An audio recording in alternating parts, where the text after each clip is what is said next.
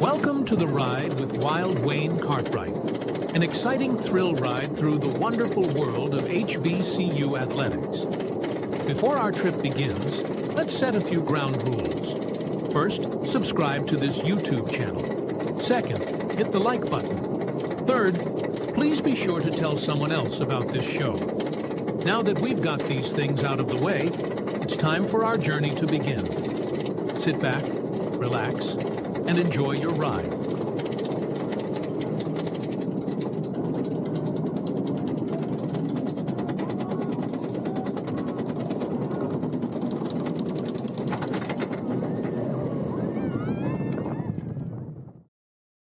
Maybe, but whatever. I'm here just to spread a little bit of holiday cheer. And yeah, we're going to talk about a few things, right?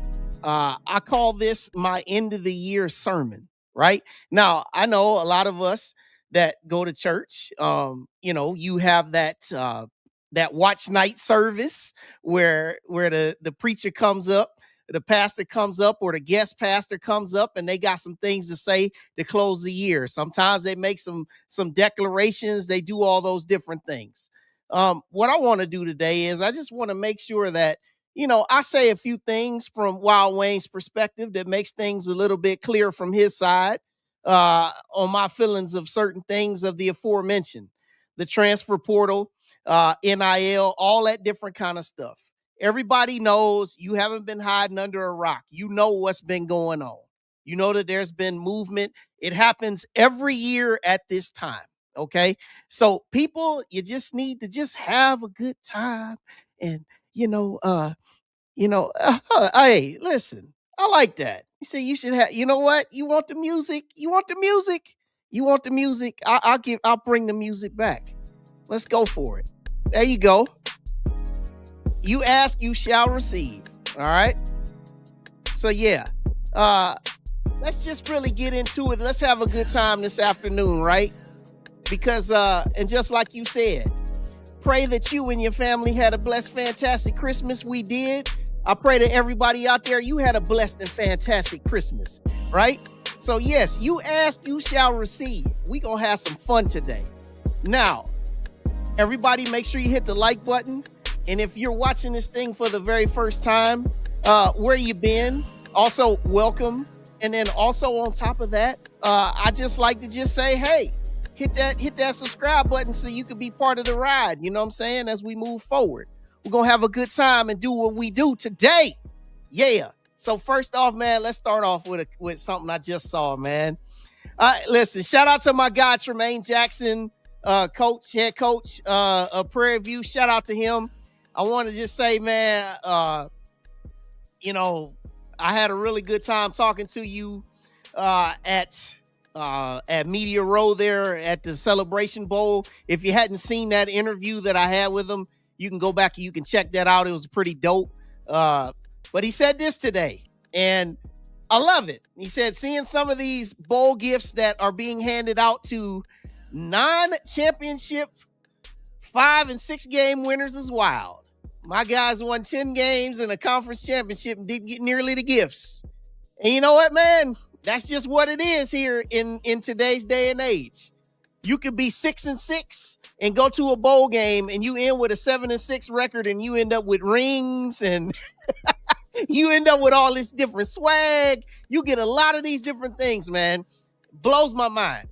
I don't know how anybody else feels out there, but I feel like, man, you be 6 and 6, man. You shouldn't be going nowhere but to your off season. You shouldn't even be getting a bowl game when you're 6 and 6, man. And even when they got 5 and 7 teams, man, because they're backfilling a lot of these bowl games because teams like Notre Dame and some of the other schools, that opted out of this thing, they said, hey, look, we're not here to play consolation games. We're not here to play exhibition games. Now, I know the way things used to be with bowl games. It used to be a really, really great thing. Listen, I'm 47 years old. I remember getting up New Year's Day. used to know that you were going to watch the Fiesta Bowl on NBC. You knew you were going to get Rose Bowl on NBC. You knew you were going to get Cotton Bowl, CBS, Sugar Bowl, ABC. You knew you was going to get Orange Bowl. You knew you was going to get all that top bowl stuff, right? And there were minimal bowls and there were minimal teams, but there was always something on the line in all these games. But now the market has become overly saturated because the theme of this day with this end of the year sermon, people want to get paid, right? And with people wanting to get paid, they're willing to stretch the limits of everything to try to make more money. And just what my coach here, my guy here is saying, some of the same stuff, man, flat out. And he said, okay, who pays for these gifts? You know what, man? So the people who pay for these gifts, these are, you got these bowl committees. And with these bowl committees, you've got, a team of, 15, 30 people. You've got an executive director, just like John Grant, the executive director of the Celebration Bowl. They've got a whole team. They raise money. They have a fund. They have all this stuff that you get these sponsors that pay into these pots, and they end up paying for a lot of these gifts, right? And they also are responsible for the payouts. All right, so that's how it works. But I agree with what he's saying, man. Also, shout out to you, Coach, too, because he said something. I remember on one of the Monday press conferences, one of the Monday calls we had with the SWAC. He talked about, hey, I'm not interested in going to a bowl where you get mayo dumped on you. You got the Duke's Mayo Bowl coming up. So you got all these different things that go on.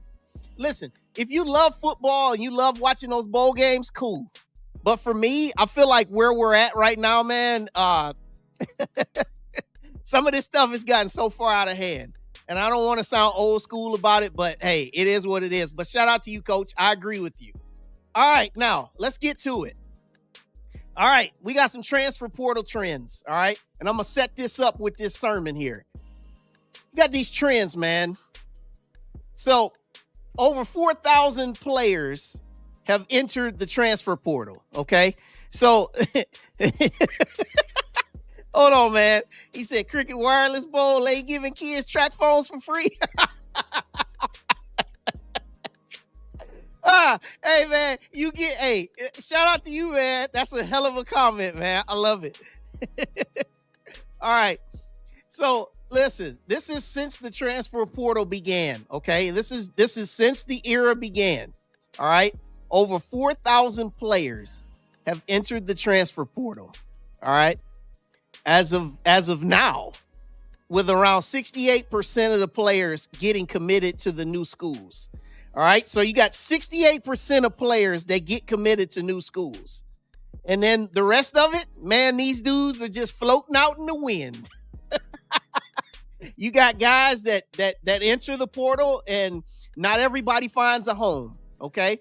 For this past season, 518 FCS players, they transferred to FBS schools. So they transferred up.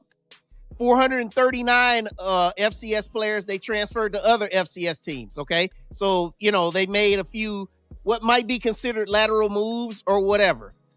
Here are some of the key statistics, though. Right. As I said, you got 518 players that transferred up, 439 that went straight across. And then you've got, a total of 803 players that transferred down. Okay.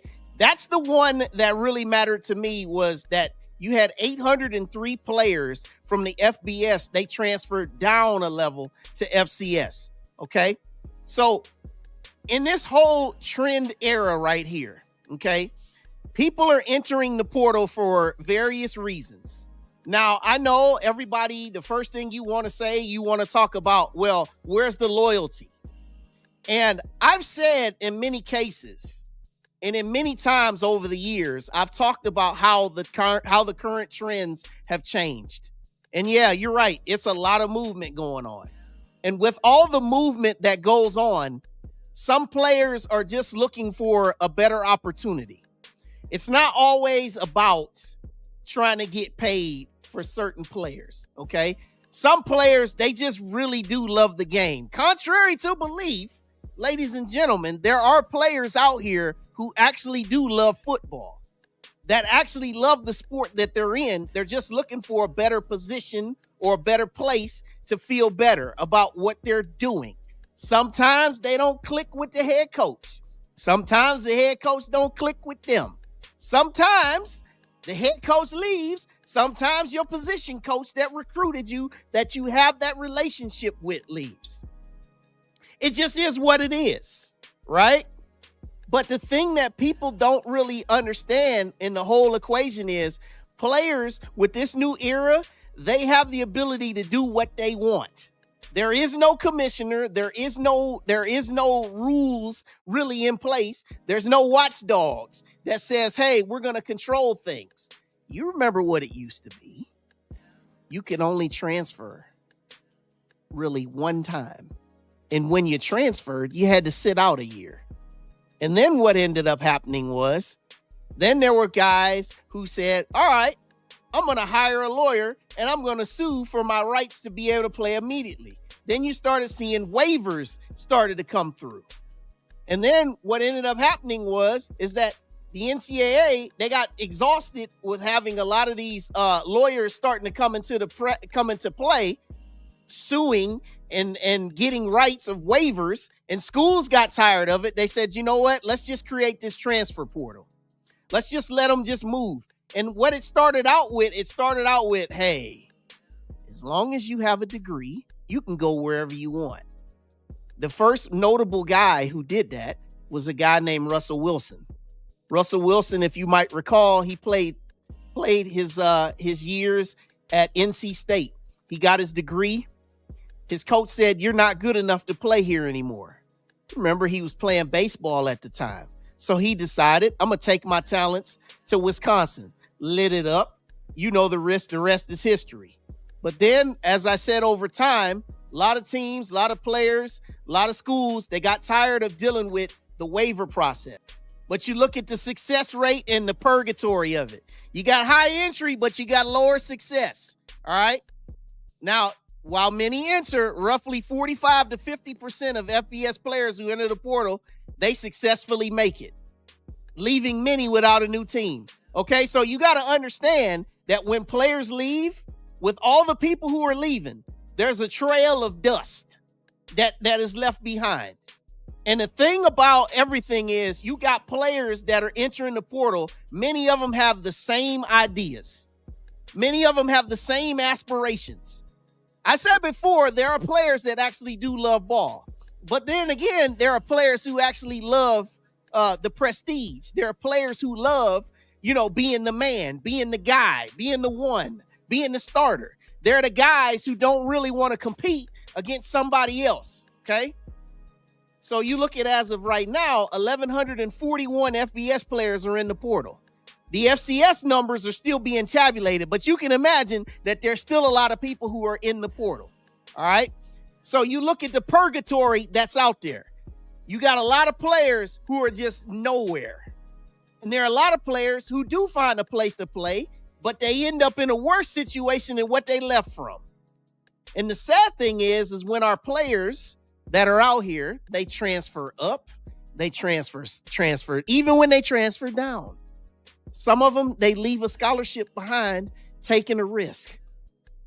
Not everybody is a top flight player that's got people who are all over them that are begging for their services, right?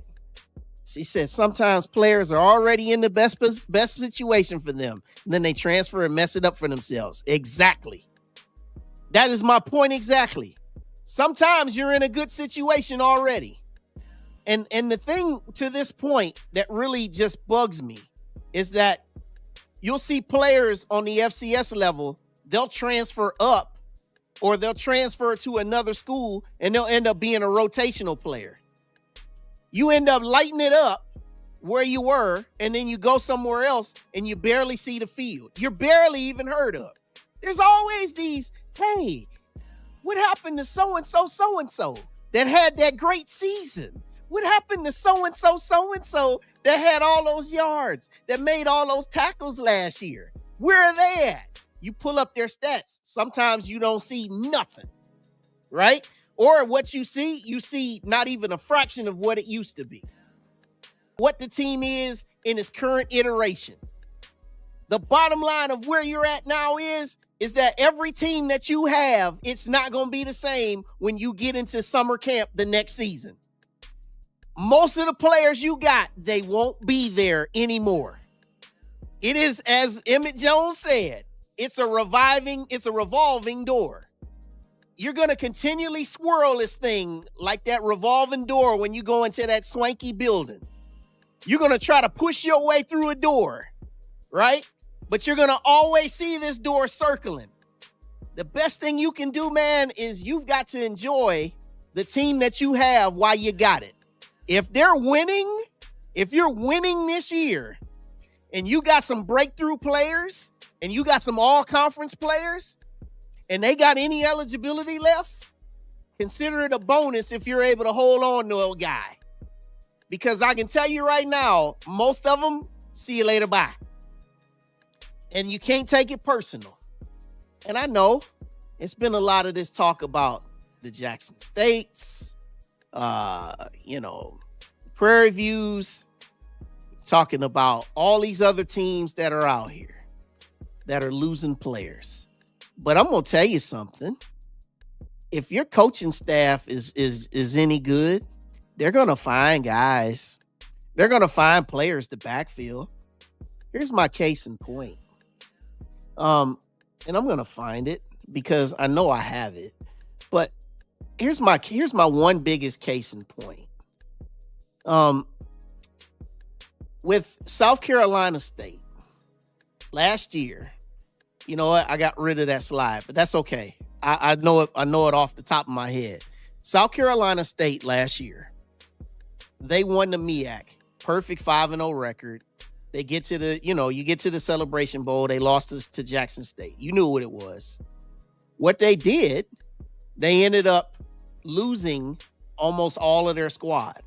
They had one returning starter on offense. That was an offensive lineman, Roger Big Baby Smith. He was the lineman of the year at the MEAC. They had two returning starters on defense. Jared Washington, who won MEAC Defensive Player of the Year, and then you had defensive lineman Josh Barker. Everybody else, the next 19 players in their starting lineup were all newcomers to the lineup. They also had over 30 transfer portal players that they brought in, and they brought in a dozen high school recruits. So they had almost 50 new players, and they remade their roster, and they kept going without a beat. Ended up going on, and they won the Celebration Bowl. The bottom line of the deal is, if you've got great staffs, not even just a great staff, if you've got a great culture to go with your staff, you've got to always know that great staff has an eye for talent. So you have to understand that these guys, they know how to go get people. Because to my second point, recruiting players is always part of the equation. People go all over the place crazy about the fact that you've got players entering the transfer portal left and right. People get on Facebook, they get all on Twitter, they get all on there. You got a couple guys that got these crazy obsessions with Jackson State, counting up how many players have transferred. I'm gonna say it about you right now. First off, I think it's lame and I think it's corny that you're doing it. But if you feel like you want to do it, cool, have at it, because that's what you feel like that makes your day. But I feel like for some folks, man, you just need to get a life. Because if Jackson State, if they turn around and they're back in the same position that they were in this year, if not better, then what you gonna say? Then what you gonna say? That's all I gotta say to that. But like I said, recruiting players is always part of the equation. It don't matter. Every team in America has to go get players. You can get all fly off the handle if you want to, start getting excited because you think that the team that you can't stand is going to lose and you want them to be out the way. This goes to my third point. Everyone wants to see the top teams falter. Consider it a privilege, man. This goes for people who are trying to defend it. You spending all these hours arguing, going back and forth, cussing, fussing, whatever, trying to protect something. Listen, it ain't yours to protect. It ain't yours to protect. Because here's the thing. If it's meant for you to stay at the top, you're going to be there. And it's because you got the staff that's able to do it. And sometimes it's about trusting in the culture that's been put in place. Now, sometimes when players leave, it's not always a bad thing. Because I've heard from a few coaches that have said, man, this gave us the opportunity to be able to reshuffle the deck, get some new blood in the building. Because sometimes, man, you got to understand there's a shelf life to every era. And when that era ends, you got to be able to reshuffle that deck and get it started sooner rather than later. But also, man, we got this thing called NIL. And NIL, for those who just tuned in or just finding out about what really NIL is, sure ain't what you thought it was, is it? Originally, when it was started, it was name, image, and likeness. Oh, yeah, you know what, man? You want to go be in a commercial? Cool. You know what, man? You want your name on the college football game? Sure. You want to sign a few autographs? You want to get paid for it? You want to do a clinic and get paid for it? Cool. Have fun. It was great when it first started. Remember, somebody like me who follows this stuff all the time, I told you in a series of 10-minute videos that it was going to get off the rails real quickly. And the way the things got off the rails real quickly, now you got what you got. You got the Wild Wild West. And I got what I'm saying here. Eventually the donors will get tired of not getting a return on investment. You know how many FBS teams out there that are playing in bowl games right now? They're losing these bowl games. You know how many of these teams out here that donors are paying big money to? They didn't pay for you to go win the game above bowl. They didn't pay for you to go 6-6. They didn't pay for you to even go 7-5, 8-4. Hell, they didn't pay for you to go 9-3. This money that's being paid is with the expectation that you're going to give us a championship or put us in the running for one. So the money that's out here right now, if you're able to go get you some, if you're an athlete, if you're able to go get you some money, hey, have a day, enjoy yourself. But I'm going to tell you right now, these donors that are putting this money out here, folks going to start getting a little bit tight with them purse straps.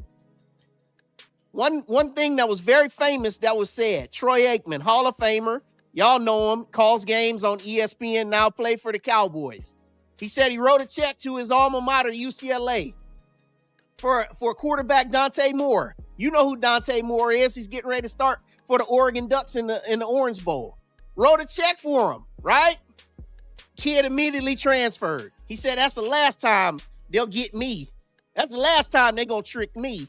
And guess what? There's a whole lot of Troy Aikman donors that are out here. That's the last time you're going to trick me. That's the last time you're going to get money out of me. There's a lot of folks, even some of y'all that are watching, that have donated money to something that you were expecting a return on, but you didn't get it. And you said, this is the last time I'm donating. And that's all I'm saying. I'm not trying to tell you not to donate to your collective. I'm not trying to tell you that. But what I'm saying is that the expectations that comes from what you're paying, if it's not coming back in the way that you think or the way that it's being preached that it'll come back, you best believe folks are going to stop if they have not already. So what ends up happening is that you've got a whole lot of people right now who already have these pipe dreams. Okay? You got athletes that have pipe dreams, but you have parents, you have family members. You also got this thing called agents. Now, for those of y'all that might have remembered when Coach Chris Dishman, shout out to Coach Chris Dishman, he said on the next to last Monday SWAT call. He said that there are street agents that are out there. And you know, some people, they said, well, what the hell is he talking about? He wasn't lying. It's street agents all over the place. There are guys who call themselves agents, who call themselves insiders. Okay? And their mission is just to get cold, hard cash. They don't care if you're coming or if you're going. They're just trying to make some money for themselves. They ain't got the best interests of these athletes at heart. Also, you got parents that are out here that, listen, listen, man, I got it all working today. I'm in my bag right now. I just watched something, and I'm gonna say this to folks who want to watch it. I just watched something on Paramount Plus. 8 episodes is called 5 Star. It chronicles 4 players, 4 incoming freshmen who are playing on teams, right? Three of them, one for Ohio State, one for Oregon, one for Michigan, and another one for Penn State. The kid from Penn State didn't play all year, offensive lineman. But guess what? Kid was driving a Mercedes. I was like, dang, that's a hell of a deal, man, to not play a single down and you driving a Mercedes and you collecting some money. The other kid for Oregon, he helped his mom. This is the good part about it. Helped his mom, gave her a down payment on her house. Living in Texas, they don't have a whole lot of money. Helped her and his 3 brothers. They got a house. Okay, all that different stuff. Okay, but you got a lot of these things that people look at. Okay, you see this stuff. Now, in this program, you ain't never see a single thing being said about education. You never saw a single thing showing any of them going to class, doing any schoolwork. Everything was about football, football, football, football. Then it was the goal that we have, the goals that we set. Not the goals that the players set, the goals that we, the family, have. Okay? So, you've got a lot of external factors that are fueling a lot of different things. And sometimes you got players that are not as motivated. You got players that are just thinking, hey, I got to make this play because I'm trying to boost my tape and get my recruiting up for the next place that I'm trying to get to. It's the bottom line. It's how it is. But we as fans, we got to begin to understand that that's just what it is. But what you have to understand, you have to embrace that when your program gets players that are locked in and committed to the vision, committed to winning, committed to doing greatness, committed to being great men, committed to being model citizens, committed to being leaders, you have to embrace those kids. Those are the kids you need to be trying to show your love to try to keep them in your programs. Because I'm telling you, once you have a whole series of guys that are me first, that are led by me first parents, you're not going to really get too far. This goes way beyond all that typical trash talk that we got. I'm here bringing everybody into the room because we got to come into the room. We got to get serious about where we're going as fans, as alums, and as leaders ourselves. Some of you might be parents of kids that are coming up that have talent to play college athletics. And what you can't allow those kids to become, you can't allow them to become tokens. You can't allow them to become just chess pieces in your own game. And also, if you're living vicariously through your kids, like a lot of these parents do, you need to find a way to reevaluate yourself. So, again, it's a series of one-year deals. You got a team. You got to embrace that team the way it is. Hell, you want to get into coaches? We can go to coaches. You got to embrace the coaches too for what you got. But see, a lot of folks out here, man, way too in their feelings about when they lose players. Way too in their feelings when they lose coaches. Way too in their feelings. And when somebody starts going out here and starts bad-mouthing your squad, you get way in your feelings. How about you start doing some encouraging? you know what, man? We going to build this thing back, and we going to build it better. That's one of the common rallying cries now for a lot of things. We going to build it back, and we going to build it better. I'll talk about Southern. I'll just use them real quick. Southern went 2-10 this year. 2-10, right? I'm not bad-mouthing Southern right now.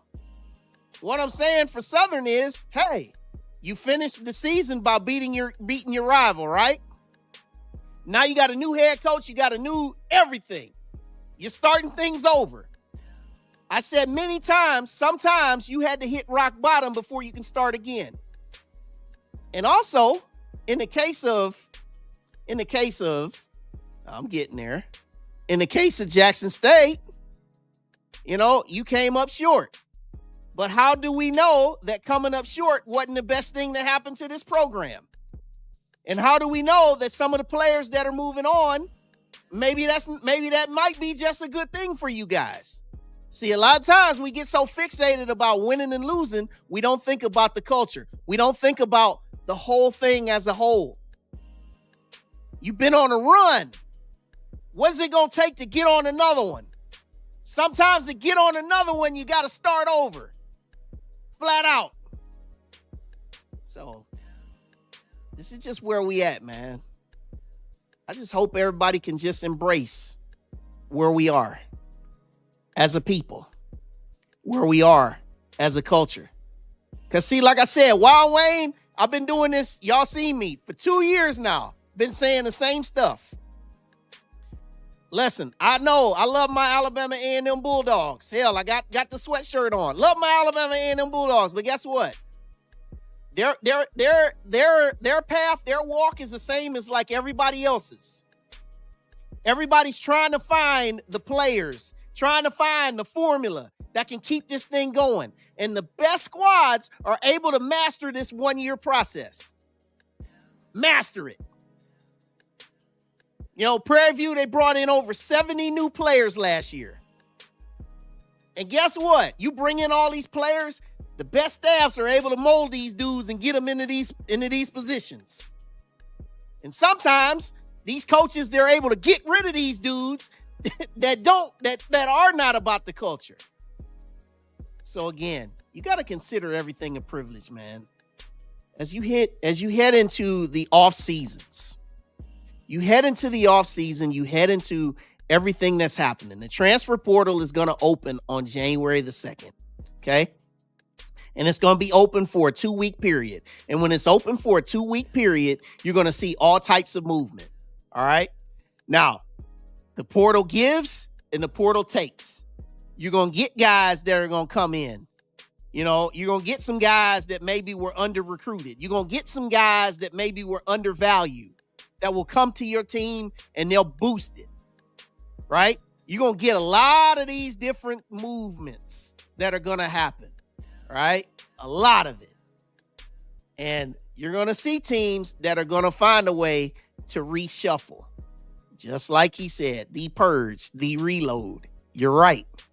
The reload. And then said, it's about dealing with the cards you're dealt. It may not be fair, but it's life. And you know something? Rest in peace to my first track coach when I was at Alabama A&M, Coach Walter Tullis.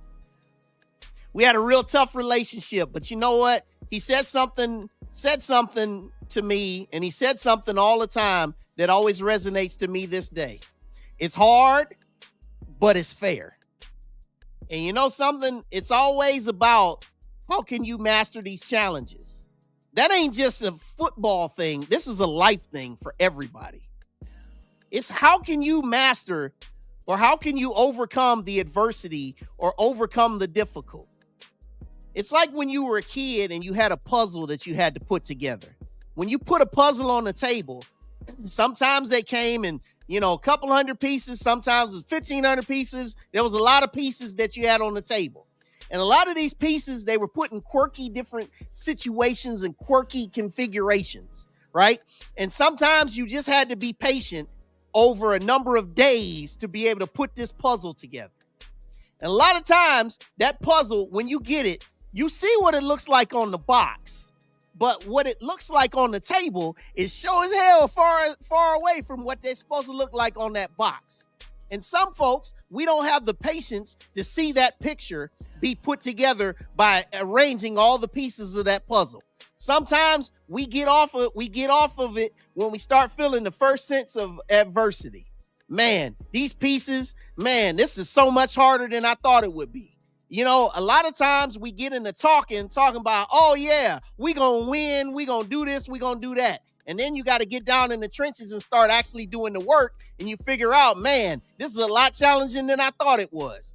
But the part of enduring every challenge is those that are willing to sit and shuffle through the pieces that are on the table and have the patience to go through the process, how long it takes to be able to put it together until that picture becomes a whole one-piece puzzle. And that's where we are right now. So when we get to the end of the year, as we get into next year, some of these old habits, they need to die hard. It's a lot of habits that need to die hard. A lot of habits. Okay? A lot of habits. So you look now where you're at. You got these new coaches that are in the fold, right? Marshall Falk. You got Quinn Gray, right? You got Van Malone, and you're still waiting on who's going to come in the fold at Howard. But you look at these new coaches. You look at the ones that departed. The ones that departed, you know, they were given a hard time. Some of it was warranted. Some of it could be considered to be not warranted. There are expectations that come with every place. Every principal has an expectation. Sometimes everybody says, I don't care what it looks like. I don't care what it feels like. I don't care what it smells like. I don't care what it tastes like. I just want to win. But you don't understand what it takes to win. A lot of it is bigger than just on the field. You got to have a commitment that comes from the administration above. If your administration ain't committed to winning, it's going to be awfully hard for you to be winning.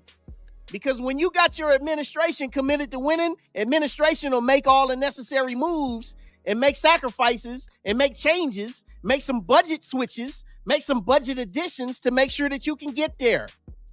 Y'all know how it is in HBCUs, man. You got to stop watching so much television looking at Power Fours and Group of Fives, man. You got to understand that the playing field is still not level. And sometimes you got to make your own list of rules on a playing field. If not, make your own field all together. Listen, man, it's going to take a whole lot than just hiring a big name coach to start winning. You got to come in, man, with a fresh perspective, and you got to come in with somebody in leadership who's willing to accept your perspective. Again, this is why I shout out Coach Tremaine Jackson. He said, I had to come in and do it my way. There are coaches who want to come in and do it their way, and they know what it takes.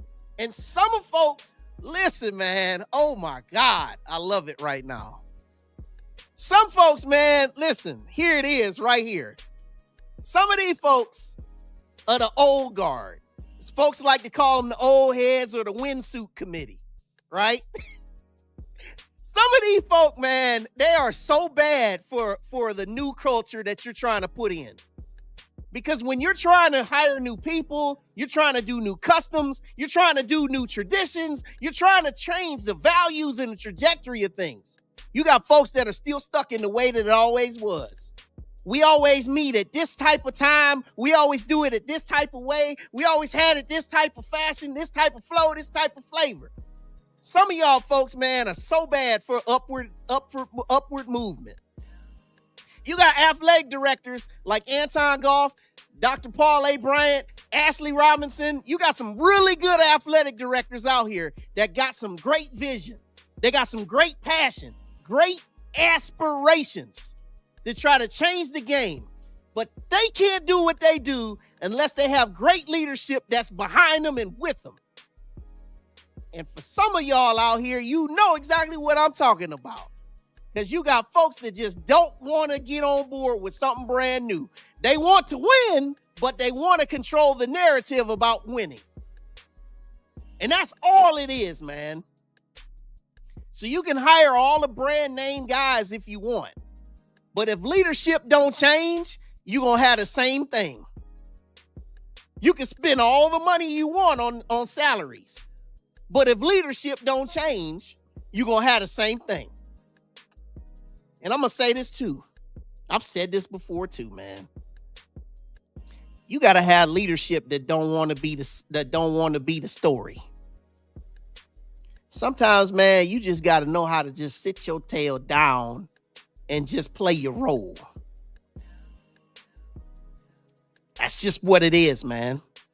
Sometimes you just got to be a leader, and you got to know when it's your time to be in the spotlight and when it's time to sit of what we talking about, man. I'm just keeping it real today and keeping it all 100. A lot of stuff I've always said, but certain things that I have never said that I'm saying today. Like I said, got to respect what T-Jack and D-Jack has done this past season. It's not easy to win, especially in places that were accustomed to losing. Respectfully. Yep. And both of these dudes did it their way. And whether you like their style or not, you just got to be able to understand, man, these dudes have passion. They have vision. So instead of focusing on NIL, a lot of our schools need to be spending the money on infrastructure. Hello, somebody. That's what I'm talking about. Things like improve your facilities. Improve your travel budget. Come on. Improve. Listen, stuff that matters to people right now. Again, this is something the windsuit crew don't get. Uniforms. Alternate uniforms. Listen, you might not like alternate uniforms, but hell, I do. These kids that are coming out of high school, they love them.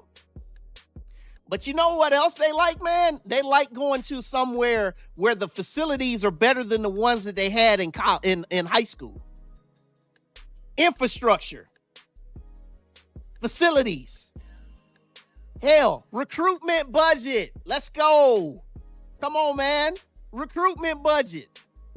How about we get that in the infrastructure?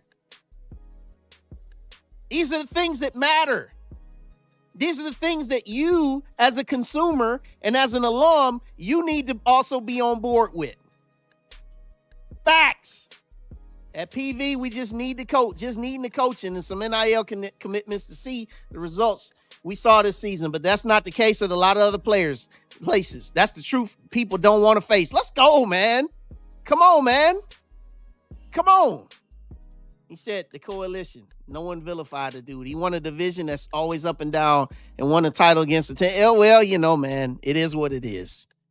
I'm just keeping it real today, man. I'm having a good time with y'all. I hope everybody's having a good time in this midday time too, man. Hope everybody's having a good time with this. You know, Sam Shade needs to win. Yeah, he does. Hey, nutrition. Let's go. Something else. Shout out to my boy, Coach T. Buck, man. Love you, guy. Love you, man. At Mississippi Valley State. He kept it real on this very same principle. He said, man, our strength and conditioning needs to have a bigger bump. And what goes along with that, you got to have nutrition. Man, I've been to some schools, man, where I've seen the weight rooms. I've seen the staffs that they have for strength and conditioning. I've seen the fuel bars. I've seen all of the foods that they have access to. They've had nutritionists. They had all these different things, man. These are the things we got to be thinking about. And it's just about really getting serious. It's about getting serious about it. But the bottom line of everything I just said right there with infrastructure, it is about you got to have the intangibles. Y'all know I talk about it all the time when I do some of these game previews. Intangibles. I talk about the stats that maybe we don't pay attention to as much. Well, the intangibles that I'm talking about, these are some of the things that you don't pay attention to as much. The infrastructure. You notice that how things have improved. It's gotten to the point where you guys know Our teams used to travel everywhere on a bus. Every once in a while, they would get a flight.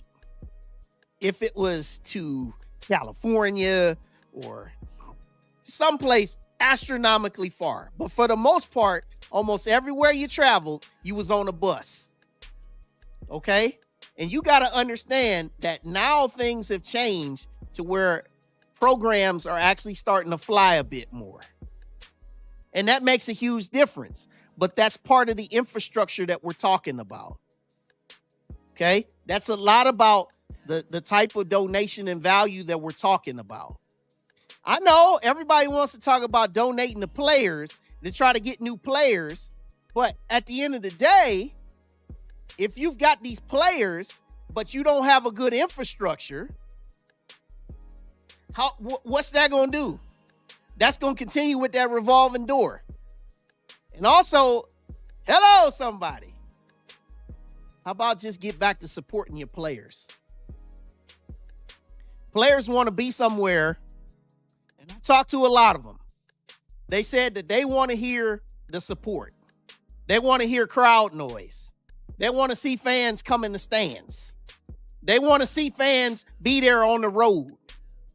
Now, I ain't about to get completely into attendance because we know that we've beaten that horse so much. But part of my end of the year talk here on attendance is that you got to understand that if you were a player and you went out there and you played in front of nobody, how would that make you feel? Once you go somewhere and you see a bunch of screaming fans, I don't care if you're on the road and you see it nothing but the other team's fans making a bunch of noise. Players say, school out there, we've been doing so much better with our attendance. We've been improving each and every year. But where we need to continue to improve is once the Magic City Classic is over, those November home games, we got to come out. You know, all your other fan bases, you got to come out, man. Got to come out. Got to come out. And I like this, Emmett Jones. You said the viewership of the Celebration Bowl was pretty good. It was doggone good. But this is the other piece of it, too. Anytime games are on television, you got to watch them. When you get that rare ESPN2, ESPNU game, got to watch them, right? Work. And if you guys have watched me, you know I talked to MEAC Commissioner Sonia Stills about it, and she said that's something that they're trying to get for the MEAC as well, right? So it's about what we got to try to do to make things so much better. So much better. But we got to be able to do so much better inside of our own weight class. I know we got these dreams that we want to go much, much higher. But we got to continue to punch well in our own weight class. We can't be like Terrence Bud Crawford and go up 2 weight classes and think we're going to knock out or beat down a Canelo Alvarez. You know, I know we want to go up a couple of weight classes. But listen, we got to master our own weight class. Got to master our own weight classes. But we got to start doing the little things first, right? So what it comes down to is you show up. When you show up, you show out. You support your teams, rain, sleet, or snow. When these coaches, when they start making these appeals and making these calls to their fan bases, listen to them. Okay? Listen to them. When the team starts getting off to a start that you might not have expected, that's not the time to jump ship. In fact, they need more of your support on that. So everything that we've got going on, you've got to be able to tap into all the added resources. Yeah. You got this, man. You got basketball that's coming up. You got HBCU Go, man. This stuff is, you know, and y'all saw I had James Hadnot on here 2 weeks ago. James Hadnot, great guy, man. He's the lead commentator for HBCU Go. They're doing big things, man.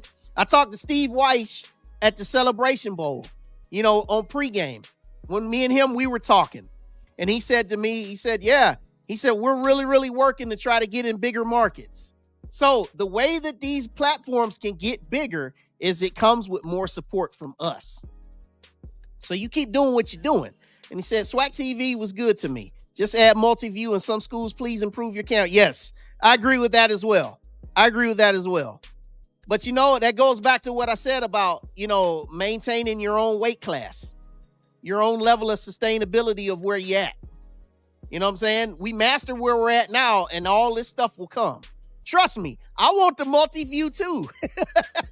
I want that multi-view too, because, man, especially when they start every game at 3 p.m. Eastern, and you got 4 games going on at the same time, and you sitting up here flipping back and forth, back and forth, back and forth. So, yeah, you definitely want to try to do that. And, yeah, salute to the SWAC commissioner. Look, he's all good with me, Dr. Charles McClellan. He's all good with me, man. I'm cool with him. I'm run into him when I see him at SWAC Indoor for track, because I officiated. Also, man, I got to give a shout out again, man. Sonya Stills.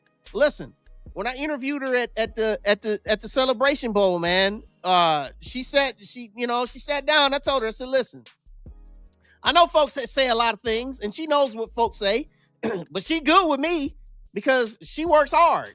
And I know a lot of people saying, well, they got to get more schools. They got to get more teams. Listen, man, they definitely are trying to in the MEAC. It's not an easy situation, and some things take a little bit more time. So bottom line is, we're in a good place. We just got to be able to continue to build on what we got. And yeah, he said SWAC TV need to manage the production value.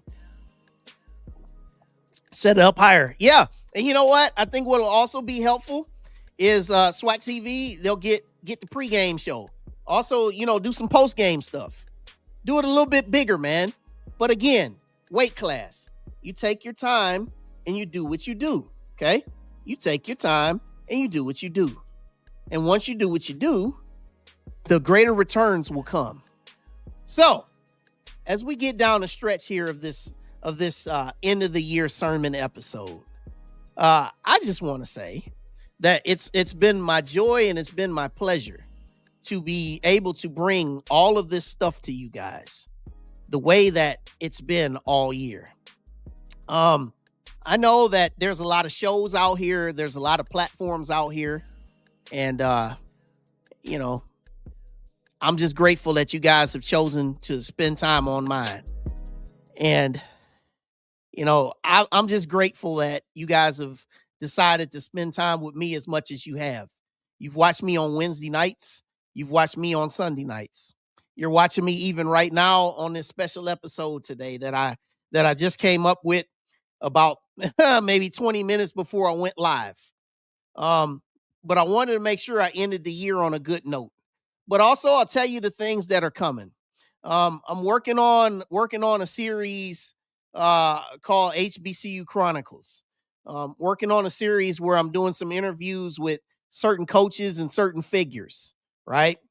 And inside of that, I want to make sure that I'm able to get into telling a few stories and allow some people to come here and tell their stories. And it's certain things that we need, I believe, in this space is more storytelling, more historical value, more historical reference, right? He said, I apologize for calling you Wild Bill. Hey, that's okay. That's okay. That's okay, A&T Roy. That's all right. And listen, man, shout out to you, man. You one of the most passionate HBCU guys that are out here. Shout out to you, bro. Appreciate you always. And yeah, like said, donate to HBCUs in real time. They need us. Yeah. Donate, man. And don't donate with an agenda. Just donate, man. Give. It's some folks out here that really, really want to do something big and better. But yeah, like I said before, I appreciate everybody this year, this calendar year 2025, for just spending the time to, watch me, and just help me just begin to, pour into the space. I'm just getting started, man. So much more that I'm doing. I appreciate just the honesty and allowing me to be non-biased in nature, right? Allowing me to give the analysis that I give. and people who don't get really upset about the analysis that I give, right? Because really, at the end of the day, this space has been lacking quality content. Now, that's not to say that there aren't people who are out there doing quality content, because there are people doing quality content. There are plenty of them. You know who you are. I've worked with many of you. I talk to you on a regular basis. Many of you, I had a chance to connect with you at the Celebration Bowl down in Atlanta, and some of you I'll be working with here in the calendar year of 2026, right? But the quality content that I really have sought to bring is just to bring just more of this like TV style flow. Because out here in Power 5, Power 4, all that stuff, you got umpteen thousand people that are covering this stuff, right? You got all these folks that are covering it. You got all these different podcasts, but one thing that we've been lacking is just the greatest quality of content, and we're going to continue to get better. And I'm going to continue to get better, because as you guys continue to tune in and watch and continue to motivate me, the more that I'll be working and continuing to work and motivate you guys and do better for you guys as well. And so, yeah, make sure you hit the like button. And last but not least, I will say, as I say here for everybody, end the year well, end the year in your best fashion possible, end the year in your best style. If 2025 wasn't your greatest year, if it wasn't your greatest year, maybe you didn't make the kind of money you wanted to make. Maybe you didn't work out as much as you said you were going to do at the top of the year. Maybe your teams hadn't done as well as you thought that they would. Hey, listen, the sun will come up again. Next year is another year. But as we proceed into the future, make HBCU content, make HBCU culture the greatest that it can be. And in 2026, let's make sure that the HBCU space can be the greatest that it's ever been. I appreciate you guys. I love everybody. I love everybody that's tuned in. Make sure you hit the like button. Make sure you subscribe. Make sure you share this show. And yes, I will see you sometime early in 2026 with some new stuff, because the HBCU ride, it continues on for another year. God bless you, and I'll talk to you soon. Thank you for joining us on the ride with Wild Wayne Cartwright. As you exit the ride, make sure you subscribe to this YouTube channel, hit the like button, and catch up on all of our prior episodes. Until next time, God bless.